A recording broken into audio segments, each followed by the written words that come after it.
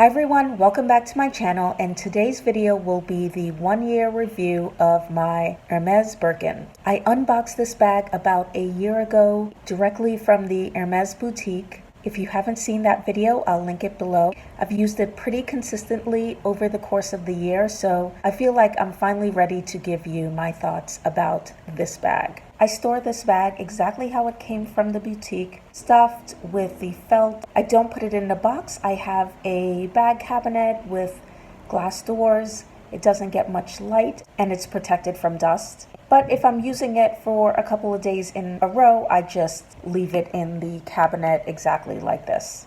I don't bother to stuff it or close it. So I'll unwrap it. And this is one thing that has become a lot easier over the course of the year are the sangles. Epsom leather is really stiff, and when I first got this bag, undoing these sangles were an effort. But now it's just super easy to undo. Here is the lock and the clochette, which I have yet to ever wear on the bag, but for purposes of this video, maybe I'll just put it on there.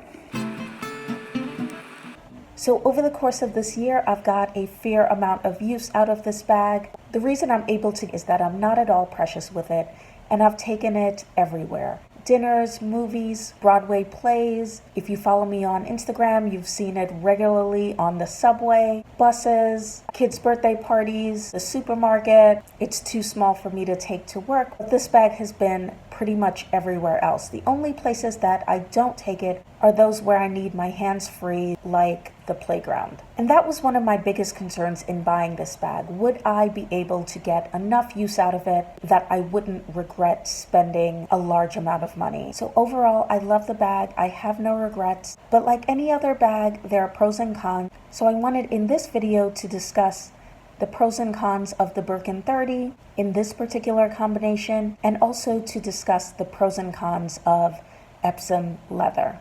I won't discuss what can fit in this bag since I've already done a what's in my bag, which I'll link below. I also won't measure the bag, but I will put the measurements in the description box. But this specific bag is a Birkin 30 centimeters in the color Noir or black, in Epsom leather with gold hardware. So let's discuss the pros and cons of the Birkin 30. The first pro is that this bag is a showstopper.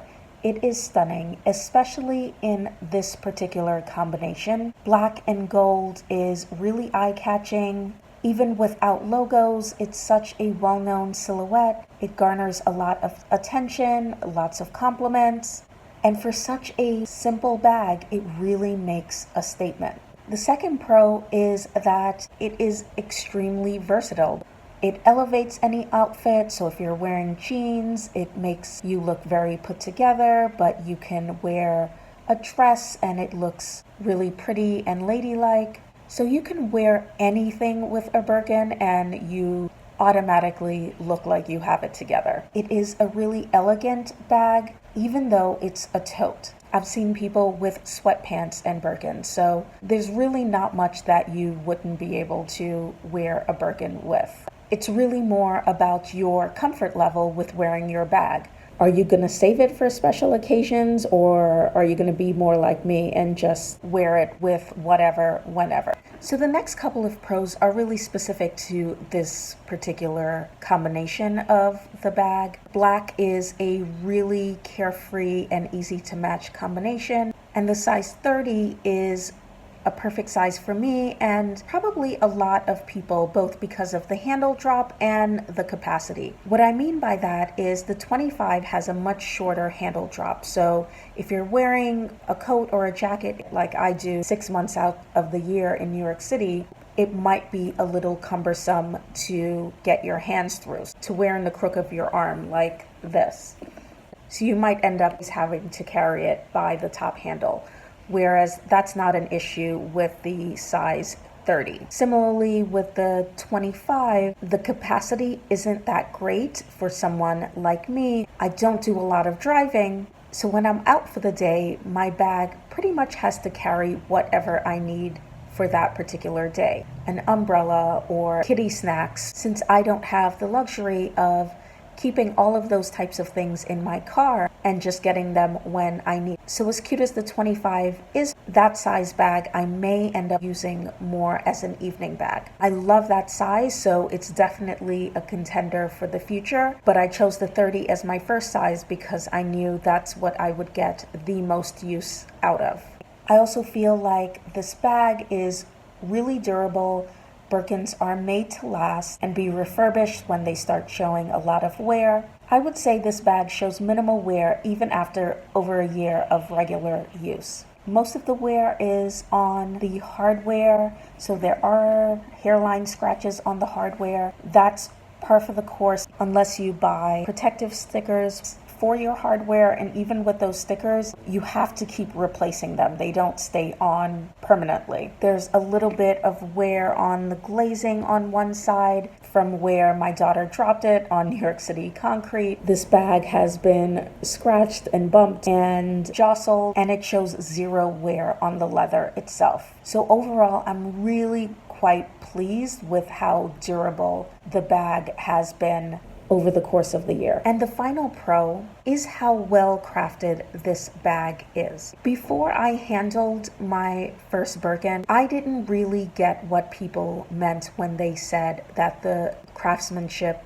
of Birkins and Kellys were stellar. I will admit, I am eating my words. I just thought that that was a way that people justified spending a ton of money on these bags. When you handle one in person and you look at the stitching, you feel the quality of the leather and the lining, and you realize that all of the stitching was done by hand and it's so beautifully precise. I really began to understand the superior nature of the craftsmanship in these bags. That's not something that I got before I handled a Birkin for the first time myself. And I now really get what beautiful bags these are. That being said, I still think that they are overpriced, but most luxury goods are. It's more about the value to you. Now let's talk about the cons. The first con is that for me, this bag is heavy. And that's probably because I am used to totes and crossbody bags. I'm not used to hand carry bags. However, if you're used to carrying a YSL sac de jour, a Givenchy Antigona,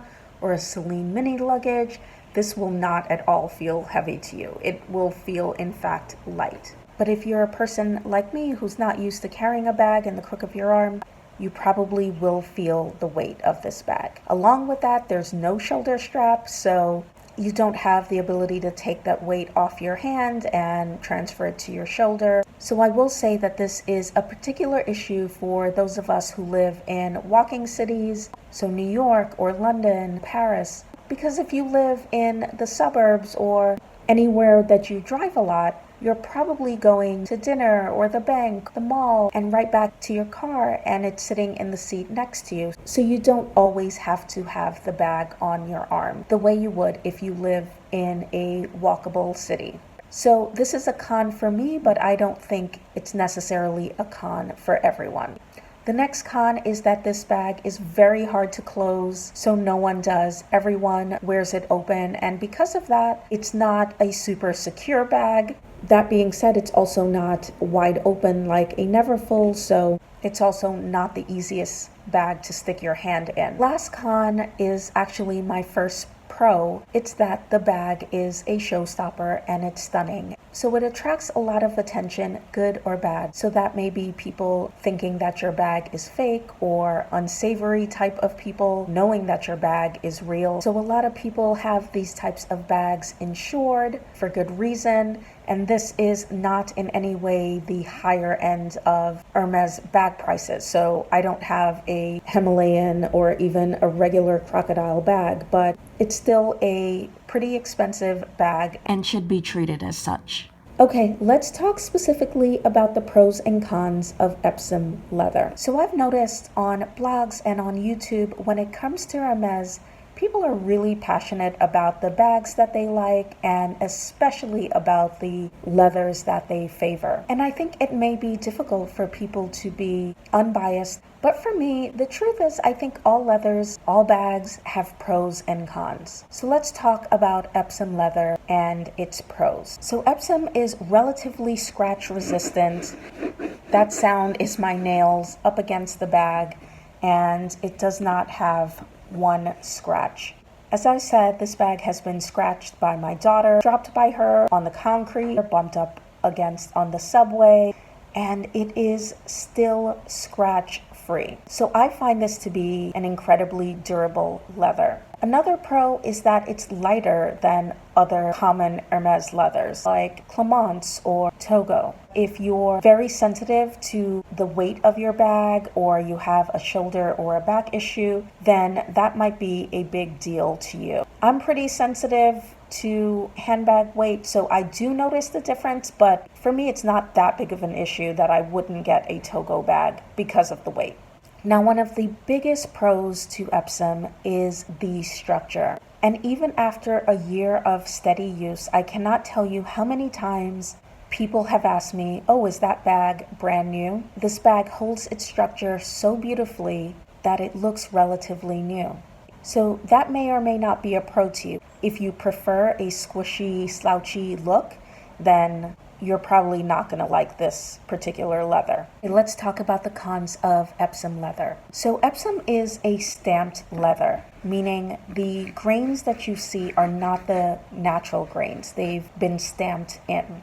So I don't find it to be as luxurious looking and feeling as other naturally grained leathers like Togo or Clemence. However, the treatment of this leather is what allows it to keep its shape so beautifully, so it's a give and take. Another con is that it may or may not be more prone to corner wear. I have a little bit of slight rubbing on my corner from being dropped and scraped, but I'll try to take a picture of it. It's really hard to capture, and I'm probably the only person that will be able to see it. So it's really a non-issue, but I'm not sure corner wear is a specific issue to Epsom or any bag like a Birkin or a Kelly that juts out in the corners. It's just more prone to rub up against things and thereby get corner wear. But I'll let you know over time whether or not this bag gets a lot of corner wear. Again, I'm not precious with it. My theory is that I'm just going to use it to the ground, and in 10 years, if it needs to go to the spa, so be it. Another thing that I've heard, I haven't experienced, is that with scratching, some people get white marks on the bag. So essentially the color comes off and it shows white under. I'm not sure how hard you would have to scratch this bag, because I said I've scratched it 100 times already and I haven't experienced this.